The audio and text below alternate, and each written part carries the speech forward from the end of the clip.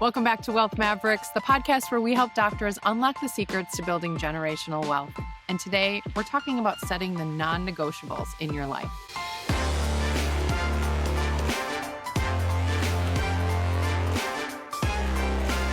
Think what is the most important? What will I regret not doing by the end of next year? And then go and put it on the calendar and just make it happen. Is what you say is important in your life reflected in your bank account, on your calendar? And if the answer is no, what do you do about it? Welcome back to Wealth Mavericks. We're so glad you're here. I have Megan with me again today. Hi, Megan. Welcome to the podcast. Thanks for having me on again, Erin. How are you today? I'm awesome. And I'm excited to talk about this because, as we were just saying, not to toot our own horn, but you and I are really good at this. And we've found that a lot of our members aren't. And so perhaps some of our listeners aren't either. And it's this idea of reverse engineering your life so that what is most important is what is actually happening in your life. So how do we set those rocks, as we call them?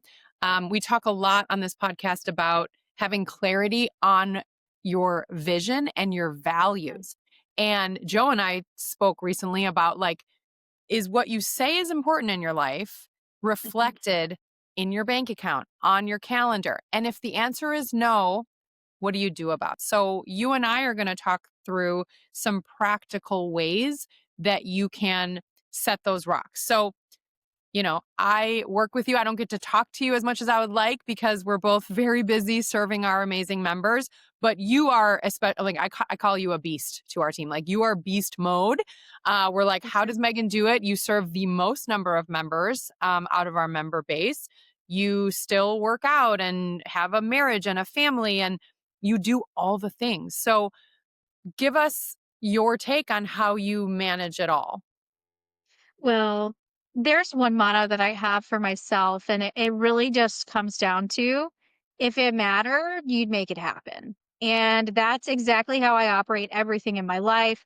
Even if that means less sleep, more doing for a day, or more sleep and less doing for a day, it comes down to what is an important priority for you. And it's not based on feeling, it is based on your dedication to your goals. So I will tell you, setting goals is a big part of that process. But even more than that, it's being proactive in the step by step motion you actually take on a day to day basis to help you achieve those goals. What microcosm kind of steps are you taking in the way that you move every day to help you get there? So, some of those things for me, I mean, Erin, you said it. Me and you, we are very busy.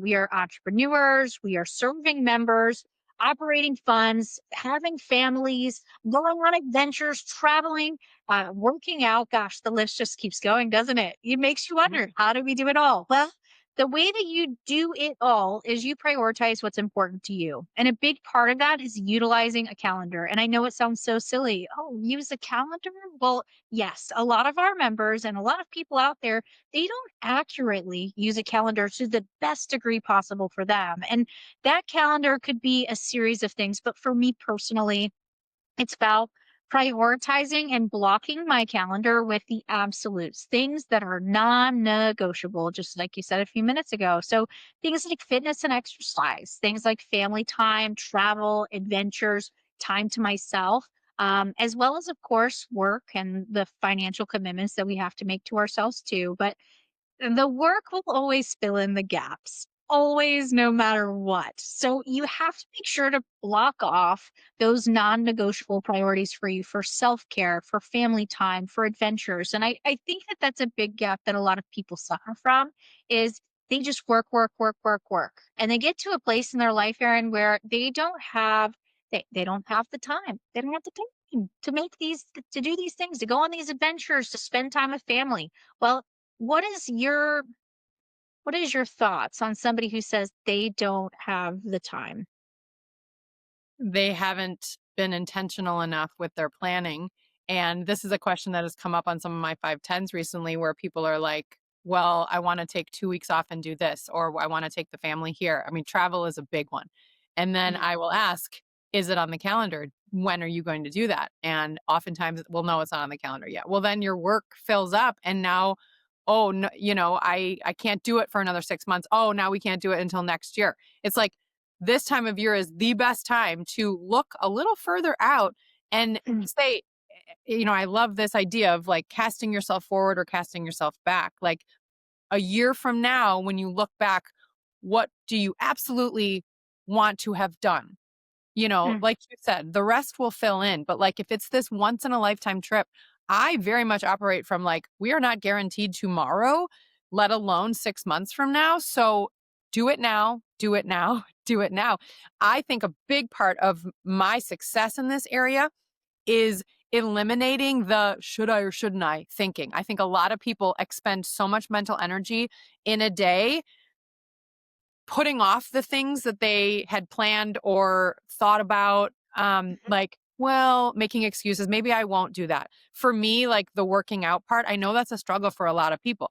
That is one area that I have dialed in over the last decade, I would say, Yep. because it is not based on how I'm feeling. It is not based on it's too early or it's too late or, whatever. It's like, I just keep taking the step. Like my brain is like, no, I don't want to do this, or oh, I should do this instead. It's like, nope, it's a non-negotiable in my day.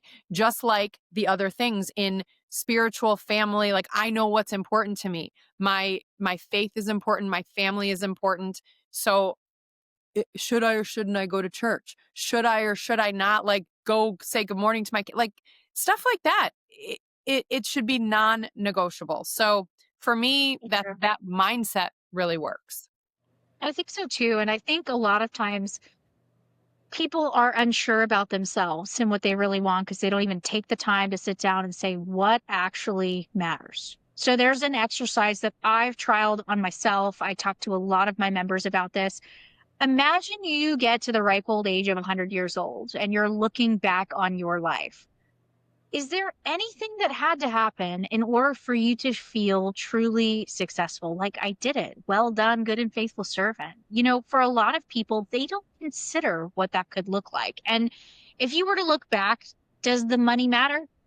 Probably to a small degree, so you can have the adventures you want and live that time freedom and leave a legacy and give back. But for a lot of people, what the gap always is for them, family, spirituality, and health.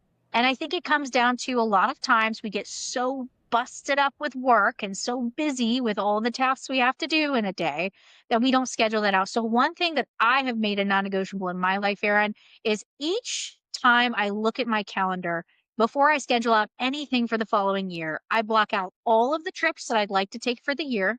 I block out all of the adventures I'd like to go on. I block out fun nights that I'd like to go do different things. Even something as simple as going to Topgolf and shooting some balls off of that Mm. Topgolf. I also block off diving because, as you know, I'm an avid diver. And then I block off time for me. And time for me is things like going to the gym, having that exercise, choosing to do exercise classes, or even just having time for myself after, a 20 session, 20 meeting long day, which I know some of our docs, they are seeing many, many patients during crazy hours. Getting up at 5 o'clock in the morning is the only time that they can actually sit down with our team and have these conversations. So I feel like the dedication to yourself has to be first. Looking forward in your future, what really matters, and prioritize that first, and the rest will follow. Absolutely. And this translates very well to what we do and what we're Mm. experiencing right now with the final members who got like we were smarter this year. We closed membership, but sooner than we did last year. And probably in 2026, we'll close it even sooner because even though we've closed it, we are still in absolute crunch time. These last people who got in, it's like, will we be able to do what we want to do for you? Tax planning is year round. We should be making the decision sooner, right? So speak to that a little bit. Absolutely. So I think it makes more sense to go to the core of the issue here. The core of the issue is they're not prioritizing the people who are joining us late, they are not prioritizing their family and their financial freedom because tax planning is planning. You cannot plan for something if you're in crunch time. You cannot, um, not, I don't want to say not, but you can't avoid being haphazard in planning towards year end. Year end, you have to just take action to get savings, to get strategies in place so that you have those savings. When you plan year round, those that joined us January, February, March, my gosh, they have such an advantage over the people that join us at year end because they don't feel the pressure to rush and make a decision. They get to learn about a strategy, ask their questions, feel confident in that, and then simmer on it for a while before they even make a decision. Versus towards year end, you're learning about strategies, you're asking your questions, make your choice. It's now or never because the IRS has strict deadlines for tax savings. So when it comes to putting this in place, I feel like a lot of people they will simmer on making a decision for themselves because their priorities are out of whack. And for you, Erin, I know that's something that you've just been speaking to for a long time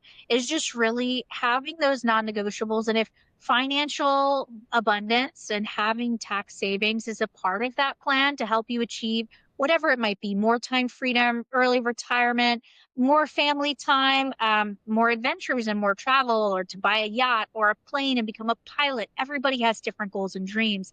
But a lot of times, this excess capital that we'll get from tax savings, this 37% back into our pockets, this is what's going to make that difference to allow that dream, those goals to happen a lot quicker. So, thank you for asking that. I think what would make a lot of sense for our viewers today is to talk a little bit about rocks. Like what the heck is a rock? What's a goal? How do I set a goal? And so Erin, you know as well as I do, there's a lot that goes into goal planning. You want to be very specific to your goal. You want to define it. How else can you measure something if you can't manage it, you can't manage it, you can't measure it. So when it comes down to it, for you, Erin, how do you set your goals and your rocks and make them intelligent goals that you know you can act out, achieve, and control? Yeah. Well, I love, so we talk about how we use EOS at Terra Firma and with some of our members, um, where that is a practice that you as a team every 90 days set rocks both individually and as a group. And it's like when you can break the year up into 4 quarters and take it as if I get nothing else done in these next 90 days, what are the 1 to 3 things that will move the needle the most in my role at this company. And then you Mm. hold yourself accountable and the team holds each other accountable to those things. And for me, it's like I want to set those goals that will move me forward and also make me feel really proud and make me feel like I've gotten to that next level. Now I'm starting from here and now I can get to the next level, whether it's professionally or personally. I love the Right. illustration that I'm sure everyone has heard, but it is so applicable in our lives. Like if you try to put, a bunch of sand and water in a jar first and then try to cram in these Right. big rocks, there's no room anymore. And those big rocks are the things that are most important to you. So dump Mm. out the jar, put the big rocks in first, then put in the little rocks, then put in the pebbles, then put in the water, and magically it all fits. So you have to start with the most important things. So for me, I mean, I think it goes into the travel and tax planning and all the things. It's like if you start at the end of the year and you're like, crap, I didn't do the things I want to do. I'm going to get to the gym 4 times and I'm going to plan a little weekend away from my family and I'm going to hire a new tax team and get one thing in place. Like, okay, you made some progress, but like, imagine if you went to the gym consistently all year and you planned out those week-long trips at the beginning of the year and you Mhm. worked with a new team right away that can really assess, really put in place, and then you have peace at the end of the year and more results. So for me, it's like, what's the next level and what's going to make me proud? So like I booked a race, I booked a spring break for our family. I have written out goals. I think we can do a whole other episode on the practical ways to not only write out goals and your vision, but like track all those things, reward yourself as you hit those goals.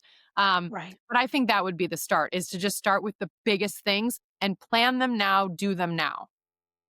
I love it. And I think that there's a lot of tools out there that can help support this. I know we're big fans of Google Calendar. We've used Google Calendar for a long time and no, we're not sponsored by them. We'd love to be.